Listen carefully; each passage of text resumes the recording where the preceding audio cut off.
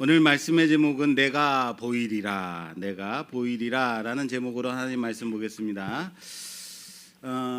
제가 지금 이게 왼쪽 눈 옆에 훈장을 하나 달았어요.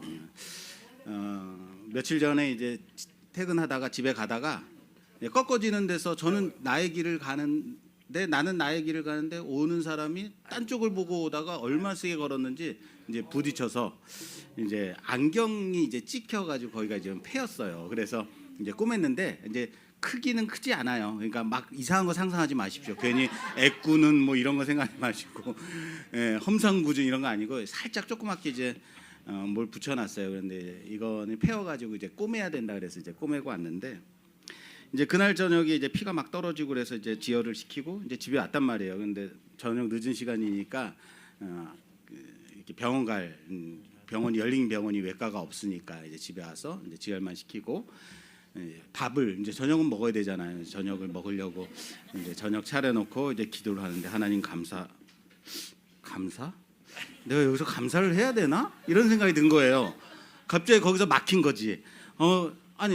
나는 나의 길을 갖고 난 지금 당했을 뿐인데 하나님 감사를 제가 할 수 있겠나요?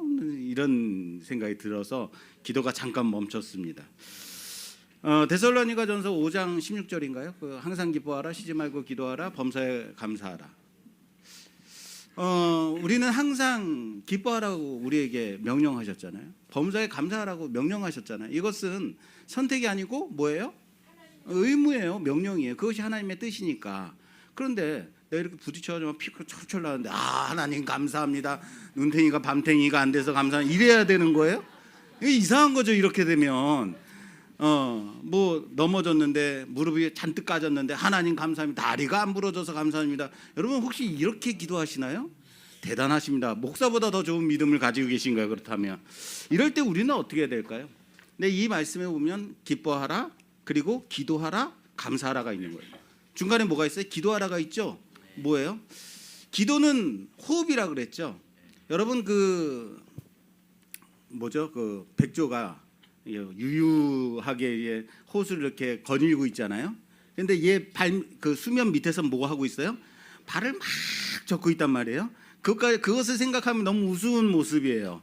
그런데 백조는 겉의 모습은 유유자작하게 다 그 위를 멋지게 떠 있지만 그 밑에서는 잠기지 않기 위해서 앞으로 나아가기 위해서 발을 막 젓고 있는 뭡니까? 우리가 이 세상을 살아가기 위해서 뭘 해야 돼요? 우리 살기 위해서 뭐 해요? 호흡하죠. 호흡을 해야지만 살 수 있는 거예요. 마찬가지로 기도가 그런 거라는 거죠. 그러니까 기도는 우리의 호흡이라고 했는데 여러분 정말 호흡하며 살고 계십니까?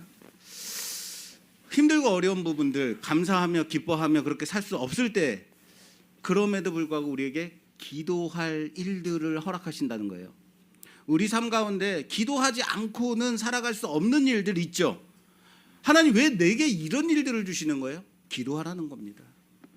기도해서 호흡하라는 거예요. 그래야지 네가 살 수 있다. 그러면 모든 매사에 내가 너에게 감사할 수 있도록 해주마. 네가 기뻐할 수 있도록 내가 해주마. 이것은 하나님의 약속인 거예요. 그러니까 우리가 기뻐하고 감사할 수 있는 거예요. 그럼에도 불구하고 어떤 상황 속에서 네가 꼭 기도해야만 살 수 있는 것을 잊지 말아라. 너의 삶은 너의 생명은 호흡에 있단다라고 말씀해 주시는 것이라는 사실을 믿으시길 바랍니다. 그래서 감사 기도를 했냐고요? 끝내 하지는 못했어요. 잘 먹겠습니다. 기도를 했겠죠. 오늘 사도행전 9장 보고 있죠. 지난주부터 이어서 보고 있는데요. 이 사도행전 9장을 흔히 사람들은 뭐라고 하냐면 사울의 회심 사건이라고 말하죠. 여러분 그런데 이것이 과연 사울의 회심 사건이 맞습니까? 어딜 봐서 사울의 회심 사건처럼 보이세요? 사울이 언제 회심했습니까? 9장에서 내가 하나님을 몰랐구나, 예수님을 몰랐구나, 가슴을 치면서 눈물을 흘려가며 하나님 내가 잘못했습니다 무릎 꿇고 그렇게 회개한 장면이 있어요 없어요? 기도하고 있었다는 부분은 있지만 사울이 깨달아서 회심한 것은 아니다라는 거예요. 이렇게 보게 되면 그는 회심하지 않은 것은 아닐까라는 거예요. 사울은 단지 그리스도인들을 잡으러 가던 그 길에서 꺾여졌죠. 붙잡힌 거죠. 거꾸러진 거죠. 우리는 종종 우리의 삶에서 예상치 못한 순간에 맞닥뜨리게 되죠. 꺾이는 순간 경험하게 됩니다. 특별히 우리는 그런 경험 많이 있죠. 우리는 거의 대부분 중도에 시각장애를 입거나 어려서 시각장애를 입음으로 인해서 인생 자체가 완전히 전환되는 그런 일들 경험하잖아요. 여러분, 제 꿈이 뭐였냐면요, 중학교 때까지의 꿈은 나는 그냥 평범한 삶을 살아가는 게 제 꿈이었어요. 그냥 아침에 깨끗한 옷 입고 넥타이 하고 양복 입고 출근했다가 퇴근해서 이제 집에 와서 이렇게 가족과 오손도손하게 사는 것, 그게 제 꿈이었어요. 그리고 남들이 물어볼 때 꿈이 뭐야? 그럼 저는요 대통령이요, 뭐 이렇게 얘기는 했죠. 의사요, 교사요, 이렇게 얘기는 했죠. 왜? 나의 꿈이 이제 평범하다 얘기하면 그게 뭐냐 이런 얘기를 들으니까. 그런데 어느 순간 뭐 어떻게 됐어요? 내 인생이 완전히 꺾여짐으로 인해서 평범한 삶을 살 수 없게 됐죠. 우리 그런 경험들 많이 하잖아요. 잘 나가던 사업이 하루아침에 무너지고 믿었던 관계가 깨어지고 산산조각 나는 그런 경험들, 갑자기 예기치 못한 사고를 당하는 일들, 우리에게는 그런 일들 있죠. 그것을 경험했을 때 우리는 어떤 생각해요? 완전 이거 망했다, 이런 생각하지 않았습니까? 이거 어떻게 살아야 될까? 모르겠다, 그런 경험들 하잖아요. 그런데 가만히 생각해 보면 바로 그 꺾임의 순간이 어쩌면 예수님께서 붙들어 주시는 시작점일 수 있다라는 사실을 믿으시길 바랍니다. 마치 교통사고나 어떤 큰 사고를 당해서 갑자기 예기치 못한 일로 인해서 멈추어지게 되는 그 순간, 그냥 서야 되는 그 순간, 고개를 들어 멈춰선 그 시간에 나를 돌아봤더니 누구인지 모르게 나를 붙잡고 계신 그분이 있었다라는 것을 깨달아 알아야 된다는 겁니다. 사울이 다메섹 도상에서 예수님의 강렬한 그 빛에 의해서 엎드러졌을 때에 그는 멈춰졌습니다. 그는 자신의 계획이 완전히 꺾이는 경험을 하게 된 거죠. 그러나 꺾임이 곧 하나님의 위대한 계획 속에, 다시요, 나의 꺾여짐이 하나님의 위대한 계획 속에 붙들어지는 순간임을 그는 알아야만 했습니다. 주님은 우리의 눈물과 후회 속에서 회심을 보시는 것이 아닙니다. 그분 앞에 완전히 엎드러진 그 순간, 그것이 너의 회심이다 라고 부르시는 주님이라는 사실을 믿으시길 바랍니다. 우리는 회심이라고 하면 가슴 치고 회개하고 결단하여 새로운 삶을 살아가는 그 감동스러운 스토리만을 떠올리게 합니다.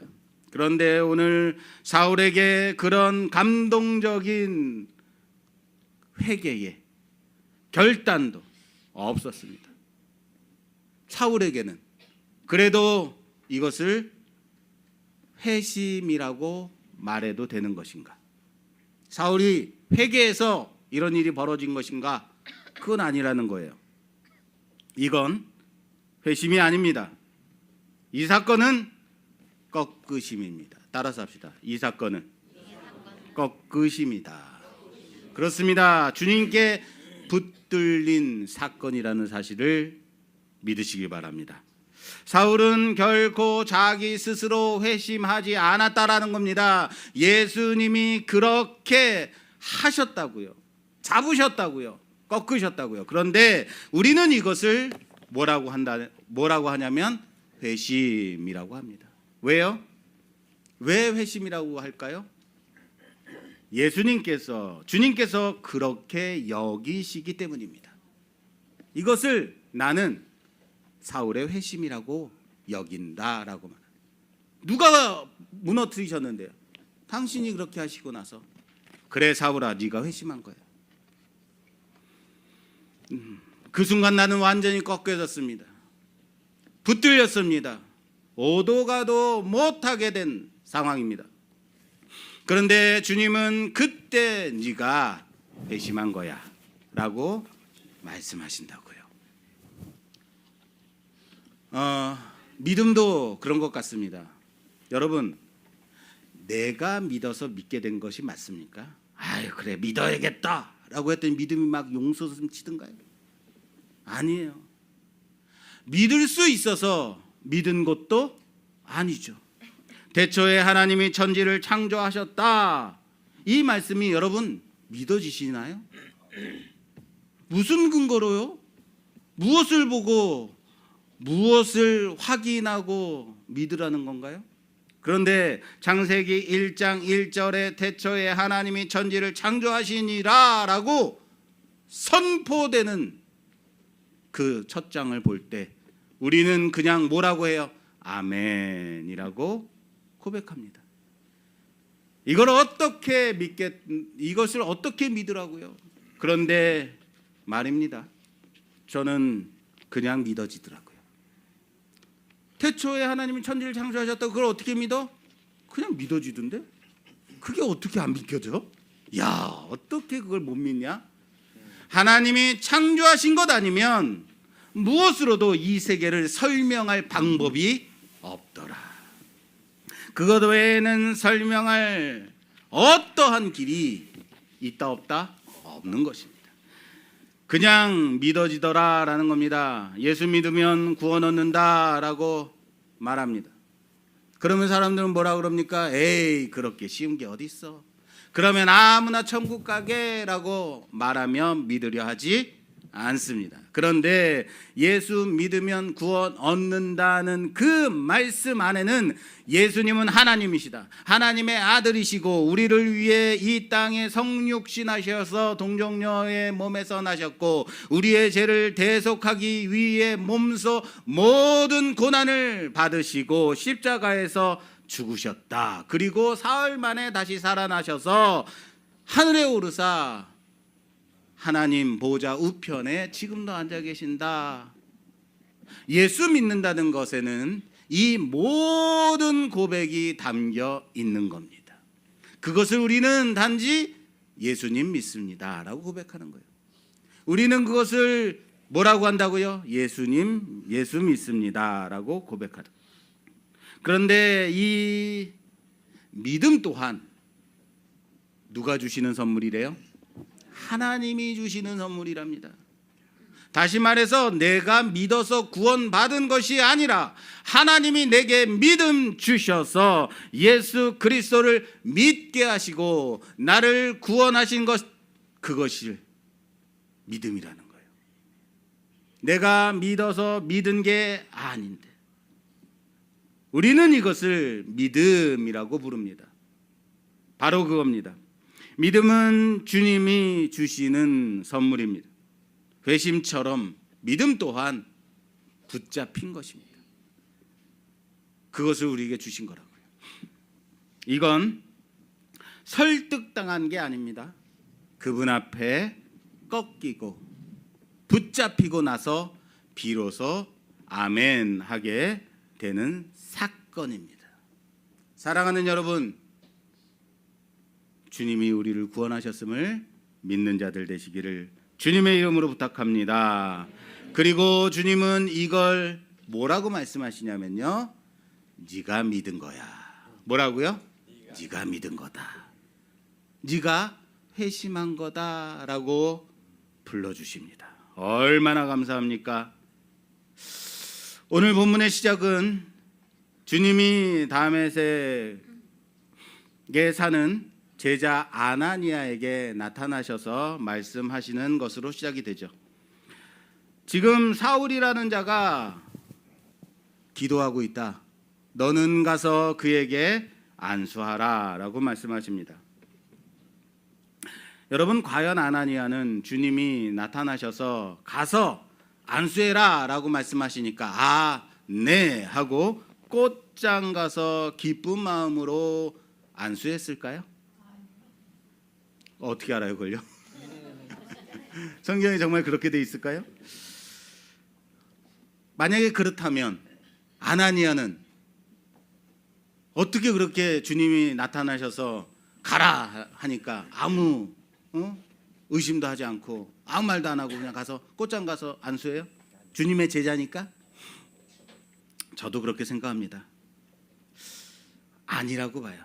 그도 사울에 대해서 아는 바가 있었죠. 자, 오늘 본문 말씀 볼까요? 13절입니다. 13절에서 14절 말씀 봉독해 주세요. 아나니아가 대답하되 주여 이 사람에 대하여 내가 여러 사람에게 듣사온즉 그가 예루살렘에서 주의 성도에게 적지 않은 화를 끼쳤다 하더니 여기서도 주의 이름을 부르는 모든 사람을 결박할 권한을 대제사장들에게서 받았나이다 하거늘. 아멘. 아멘. 아나니아도 그 이름을 듣자마자 뭐 한 거예요? 당황한 거죠. 주님, 그 사람이 누군지 모르시는 겁니까? 예루살렘에서 주님의 이름을 부르는 모든 자들을 붙잡아서 데려가려고 압송하려고 이곳까지 온 자입니다. 붙잡으러요. 그 사람인 거 모르세요? 그러나 주님은 무시하고 다시 말씀하시죠.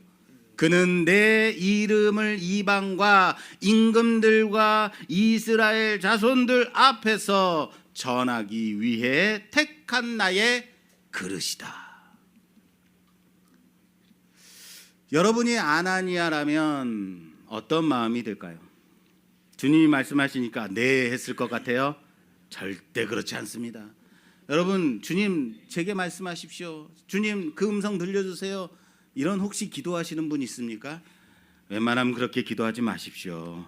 그런데 갑자기 주님 나타나셔서 너 저기 오지, 거기에 시각장애인들 위해서 가서 선교해라 그러면 여러분 하실 수 있겠어요? 저도 무섭습니다. 그런 말씀 하실까 봐. 이런 거죠. 우리 마음속에 어떤 마음이 있냐면요. 주님 혹시 제가 잘못 들은 건 아니겠죠? 사울이라는 작자는요. 교회를 박해하는 잔인한 자였다고요. 잘하고요. 우리 애들한테 야 성윤아 이거 해 라고 하면 왜요? 제가요? 지금요? 이렇게 언제나 세 번의 반응이 있어요. 요즘 애들 그래. 아마 아나니아도 제가요? 왜요? 지금요? 그랬을 것 같지 않습니까? 예. 굳이 저여야 하는 건가요? 라고 생각했을 수 있습니다. 주님은 그런 아나니아에게 쐐기를 박으십니다. 걱정하지 마라.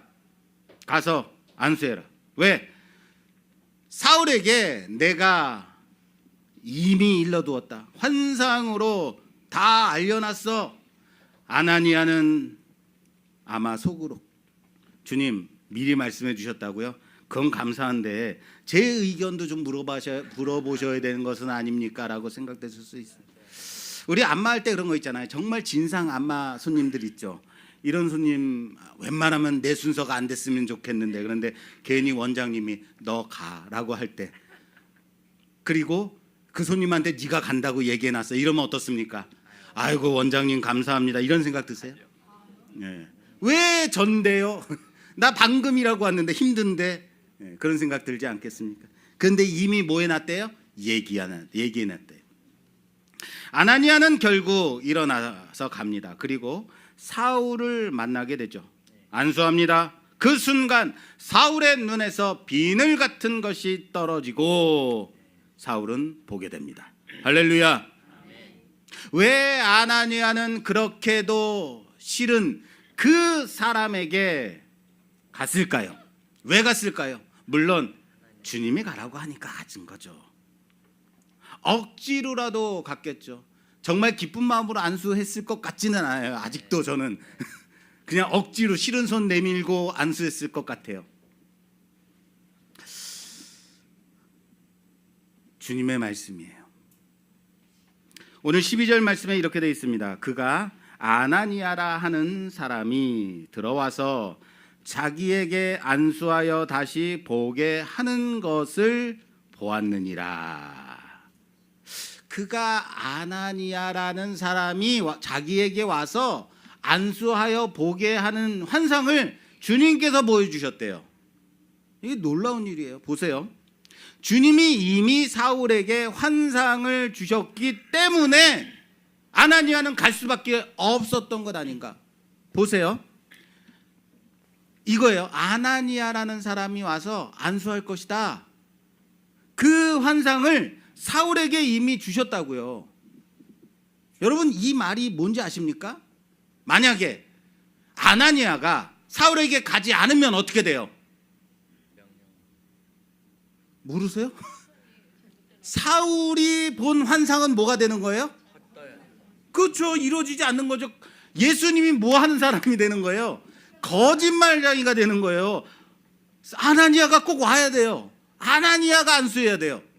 그것 아니면 안 돼요. 왜? 주님이 그렇게 보여주셨으니까. 그리고 그 말씀이 성취되는 것을 위해서 아나니아는 가야만 하는 거죠. 그러지 않으면 말씀이 성취가 안 되니까. 주님이 사울에게 아나니아라는 사람이 올 것이다 라고 말씀하셨을 때 아마 사울의 머릿속에서도 번뜩하고 떠오르는 아나니아 그 이름이 있었을 겁니다. 사울 똑똑한 사람이에요.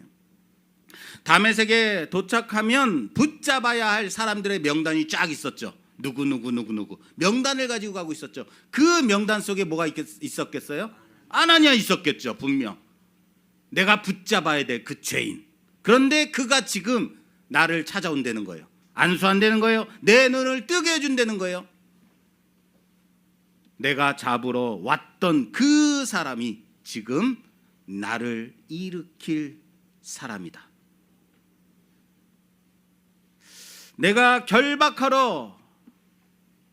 결박하려고 왔던 그 무리 중에 한 사람, 지금 나의 결박을 풀어주러 그 사람이 이곳으로 오고 있다는 거예요. 그 환상을 본 거죠. 굳이 이럴 필요가 있어요? 이렇게까지 해야 되나? 여러분, 다메섹 도상에서 예수님의 빛을 보고 사울이 실명했죠. 그러면 주님이 다시 사울에게 나타나셔서 야, 이제 좀 회개 좀 했냐? 내가 누군지 알겠냐? 이제 볼지어다 하면 딱 보면 되잖아요. 굳이 이런 식으로 복잡하게 일을 하셔야만 할까? 이것이 예수님의 방법인가? 맞습니다. 이것이 주님의 방법이에요.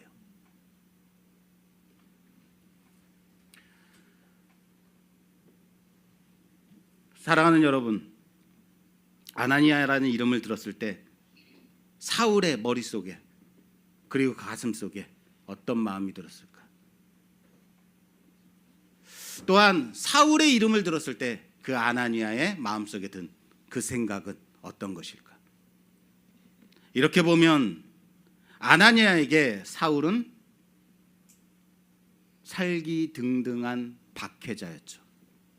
반대로 사울에게는 아나니아 결박당할 죄인이었죠. 서로에게 한 사람은 폭력자였고 한 사람은 도망자였습니다. 서로는 서로를 적으로 여기는 그런 기이한 관계였습니다. 그러나 바로 그 둘이 만나게 됩니다. 그리고 그 만남의 순간 아나니아는 사울을 향해 이렇게 부릅니다. 형제 사울아. 따라서 합시다. 형제 사울아. 이 호칭, 이 부름이 가슴에 와닿지 않습니까? 저는요, 어쩌면 이 한마디 때문에 굳이 아나니아를 통해 사울에게 안수하도록 하신 것은 아닐까라는 생각을 해요. 아나니아가 뭐라고 불렀다고요? 형제 사울아요. 그냥 나쁜 놈 사울, 우리를 박해하는, 그런데 내가 억지로 왔어, 이렇게 한 게 아니라 형제 사울아. 그런데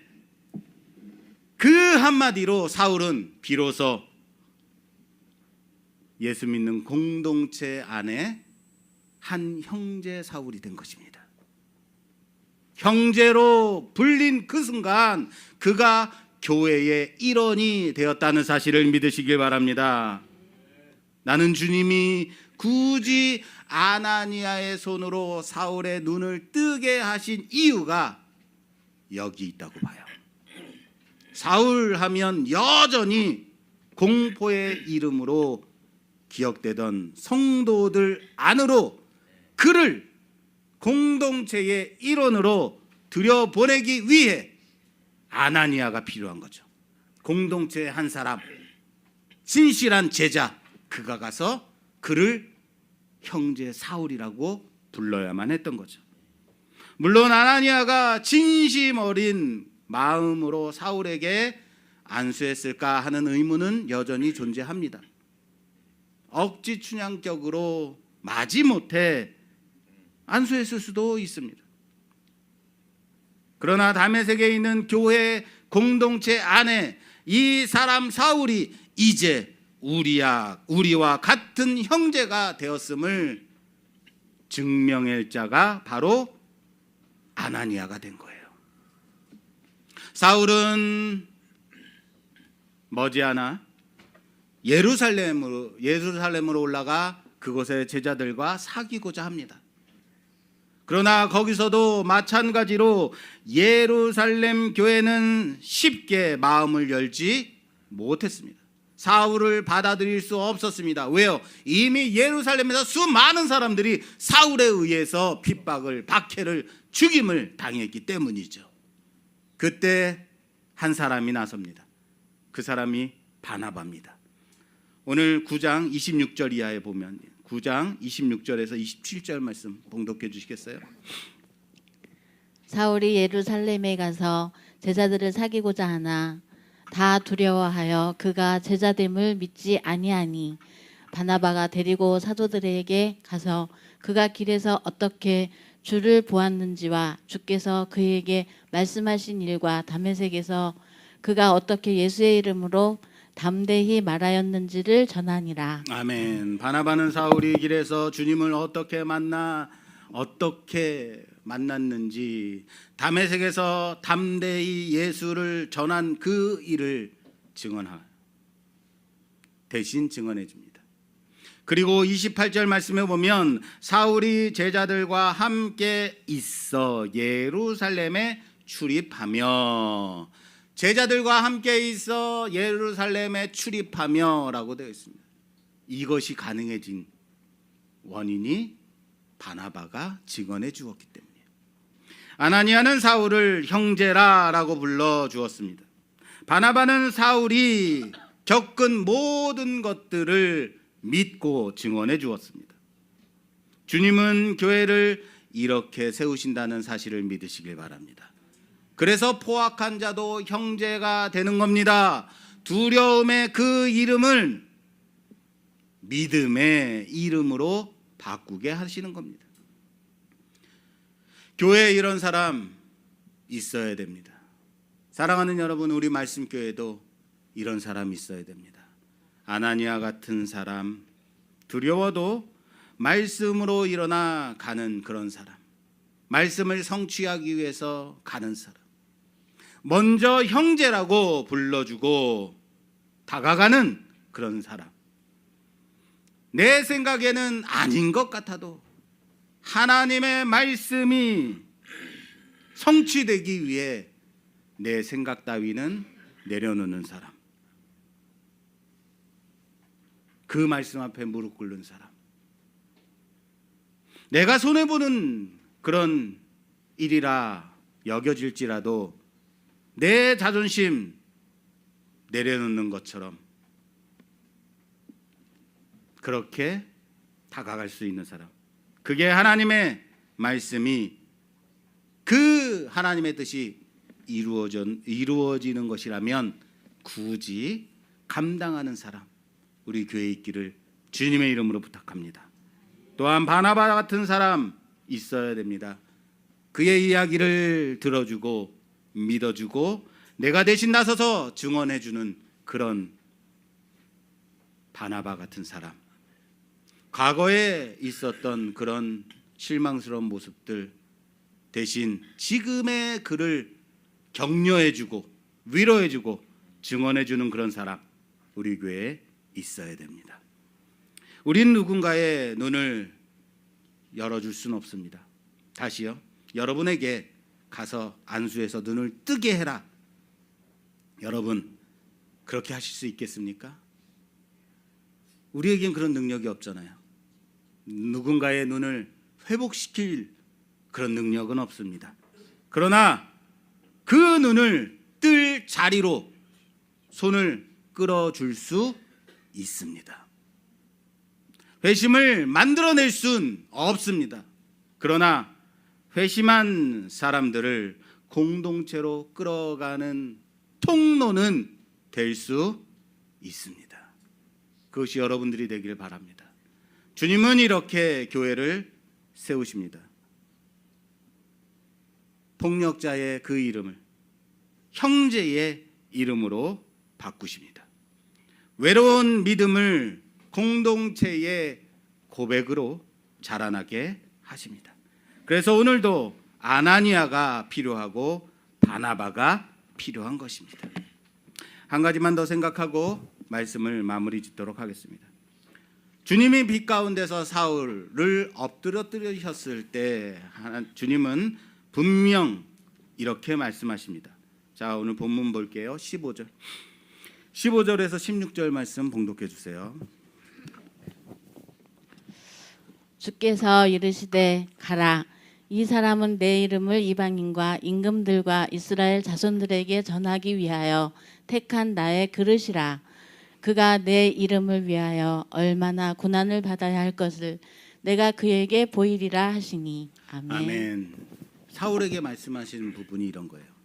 너는 나의 택한 그릇이다. 그런데 네가 나의 이름을 위해서 얼마나 많은 고난을 받아야 할지 네가 너에게 보이겠다. 오늘 말씀의 제목입니다. 내가 보이리라. 여러분 생각해 보세요. 이제 막 엎드러진 사람에게 가서 위로하고 이제 잘 될 거야. 봤지? 네가 내 안으로 오니까 좋잖아. 이렇게 잘 될 걸 뭘 그렇게 잔인하게 그렇게 살았어. 이제 잘 될 거야. 이렇게 말하는 게 맞겠습니까? 아니면 그래 엎드러졌냐? 하지만 이것이 끝이 아니다. 이게 낫겠습니까? 예수 믿으면 구원받고 사업도 잘 되고 자녀도 말 잘 듣고 자녀들 결혼 잘하고 하는 일마다 잘 되고 이럴 겁니다 라고 전도하는 것과 예수 믿으면 구원받아요. 그런데 말입니다. 사업이 잘 될지는 잘 모르겠어요. 자녀들은 여전히 속속일 거고요. 남편은 그렇게 맨날 술 먹고 그럴 겁니다. 그리고 교회 와서는요, 여러분 보이시는 분들은 청소하셔야 돼요. 설거지도 하셔야 되고요. 시각장애인들 안내하고 다녀야 되고요. 그래야 되는 거예요. 그러면 아, 예수 믿으면 너무 좋구나 이렇게 생각될 사람들이 있어요.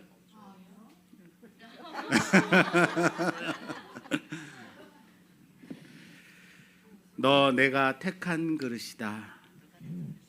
그리고 이제 고생길 활짝 열렸다 하면 누가 좋아하겠습니까? 그런데 주님은 사울에게 고난을 먼저 보여주셨다는 사실을 아시길 바랍니다. 내 이름을 위해서 얼마나 많은 고난을 받아야 하는지 그는 보았습니다.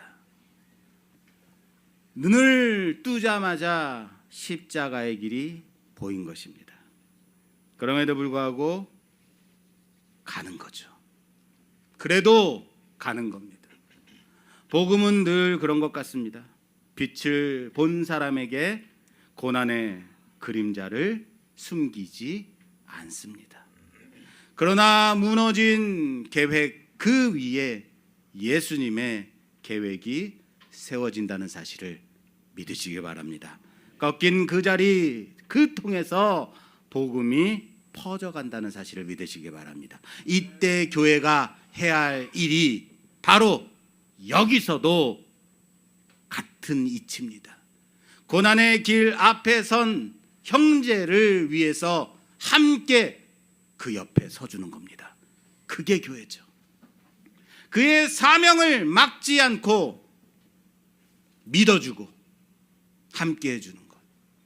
때로는 기도로, 때로는 손잡아주는 일로, 때로는 들어주는 일로, 때로는 우리의 한마디 위로의 말로 그렇게 동행하는 것. 그것이 교회 공동체라는 사실을 믿으시기 바랍니다. 교회가 해야 될 일은 분명합니다. 고난 앞에 선 형제를 홀로 두지 않는 것입니다. 사명의 무게를 감당할 길이 없어 힘들어하는 자를 함께 들어주는 겁니다. 기도로 어깨로 받쳐주는 것, 손잡아주는 것, 위로해주는 것, 함께 들어주는 것, 믿어주는 것, 증언해주는 것. 사울의 길이 바로 그런 겁니다. 다메섹에서 아나니아가 손을 얹었, 예루살렘에서 바나바가 그 입을 열어 증언해주는 것. 그것이 바로 교회 공동체가 해야 되는 일이라는 사실을 믿으시기 바랍니다. 지금도 그렇습니다. 우리 교회 안에 누군가에게 그렇게 서줘야 할 그 자리, 여러분이 그 자리에 서주시기를 주님의 이름으로 부탁합니다. 여러분들이 그 편이 되어 주십시오. 복음 앞에 그렇게 복음이 전파되는 곳마다 고난이 있음을 아십시오. 그 고난의 곁에 여러분들이 형제가 되어 믿어주십시오. 우리가 그 형제가 되고 우리가 그 기도의 동역자가 되어 우리가 함께 증언해주는 그런 교회 공동체, 바로 우리 말씀교회 모든 성도들 되기를 주님의 이름으로 축원합니다. 축원합니다.